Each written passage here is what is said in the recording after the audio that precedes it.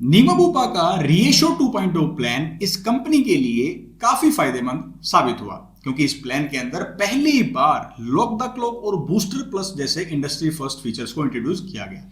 एक और बहुत ही इंपॉर्टेंट फीचर इस प्लान के अंदर है, वो है reassure plus benefit. Reassure plus benefit इस प्लान का रिचार्ज या रिस्टोरेशन बेनिफिट है और इस बेनिफिट की दो बहुत ही खास बातें हैं। सबसे पहली खास बात यह है कि लाइफ टाइम में सिर्फ एक क्लेम से ही ये बेनिफिट ट्रिगर हो जाएगा और उसके बाद हमेशा के लिए आपके पास ये रीएश्योर का जो रिस्टोरेशन का जो अमाउंट है ये इस्तेमाल के लिए अवेलेबल रहेगा। दूसरी खास बात ये है कि आप ये रीएश्योर यानी कि रिस्टोरेशन वाला जो अमाउंट है ये आप अनलिमिटेड टाइम्स इस्तेमाल कर सकते हैं। अब जो ये बहुत ही मुश्किल वर्ड है कि ट्रिगर होना, अनलिमिटेड टाइम्स इस्तेमाल कर लेना, ये तो पॉलिसी वर्डिंग्स में ऑलरेडी लिखे ही हुए हैं, तो इस पोल खोल सीरीज की क्या जरूरत है, क्योंकि आज के इस वीडियो में हम रीएश्योर 2.0 प्लान के रीएश्योर प्लस बेनिफिट यानी इसके रिस्टोरेशन बेनिफिट की एक एक टर्म एंड कंडीशन को ना सिर्फ बिल्कुल डिटेल में समझेंगे बल्कि इसके साथ साथ ये जो वर्ड है ट्रिगर होना और अमाउंट का अनलिमिटेड टाइम्स इस्तेमाल होना, ये भी एक एग्जांपल के जरिए बिल्कुल डिटेल में समझने वाले हैं। तो देरी इस बात की, आइए फटाफट इस वीडियो को शुरू करते हैं। इस बेनिफिट के बारे में सबसे पहले कंपनी ये बताती है कि reassure forever enjoy unlimited sum insured. The first paid claim in the life of the policy triggers reassure forever. Once triggered, it stays for life provided that the policy is renewed without break. इसका मतलब ये है कि reassure plus का ये benefit है reassure forever. इसके अंदर आप अनलिमिटेड सम इंश्योर्ड एंजॉय कर सकते हैं, लेकिन वो कैसे?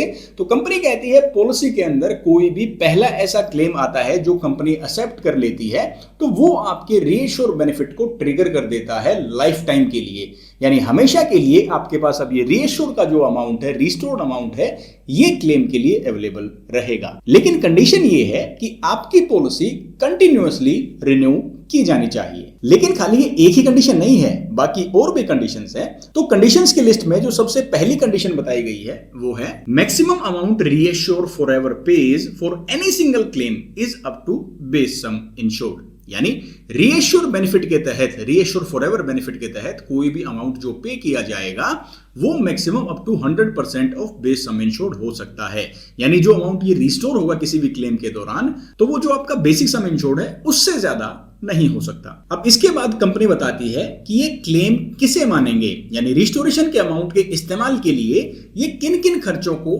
क्लेम मानेंगे। We will consider a claim if it is paid under the following, यानी ये क्लेम उसे कंसीडर करेंगे अगर इनमें से कोई भी जो खर्चा है वो क्लेम के दौरान होता है। सबसे पहला है expenses in reaching a hospital.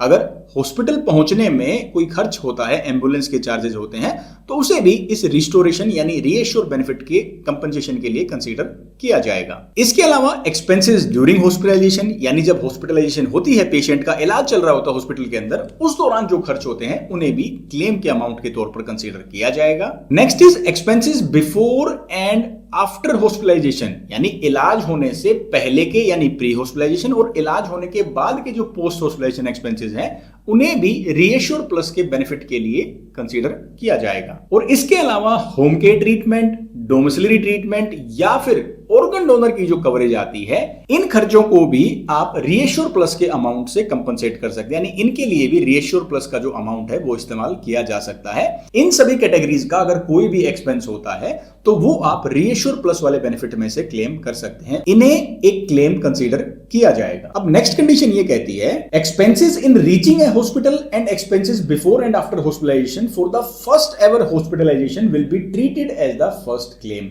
Itself. अब क्योंकि इस पॉलिसी के अंदर लाइफ टाइम में जो पहला क्लेम आएगा उस पर आप रीएश्योर प्लस बेनिफिट को इस्तेमाल नहीं कर पाएंगे क्योंकि वहां पर ये बेनिफिट ट्रिगर होगा, उसके बाद ये लाइफ टाइम के लिए अवेलेबल है। तो यहां पर ये कहते हैं कि एक बार जब कोई पेशेंट ट्रीटमेंट के लिए एडमिट हो जाता है उससे रिलेटेड जो है pre and post hospitalisation expenses हैं या पेशेंट को हॉस्पिटल में लेकर आने जाने के जो खर्चे हैं उन्हें भी वो पहला क्लेम ही माना जाएगा, उन्हें क्लेम 2 कंसीडर ना करें। तो यहां पर ये एग्जांपल हम देखेंगे रीएश्योर प्लस बेनिफिट कैसे ट्रिगर होगा और अनलिमिटेड टाइम्स आप इसे कैसे इस्तेमाल कर सकते हैं। तो यहां पर सबसे पहले ईयर 1 आ जाता है, जब आपने पॉलिसी खरीदी है, पॉलिसी आपने खरीद ली, आपका बेसिक सम इंश्योर्ड कितना है 10 लाख रुपए का। पहला क्लेम आता है फर्स्ट पेड क्लेम, यानी पहला क्लेम जो कंपनी ने पे कर दिया वो कितना आता है 7 लाख रुपए का, यानी 7 लाख रुपए इंश्योरेंस कंपनी ने पे कर दिए।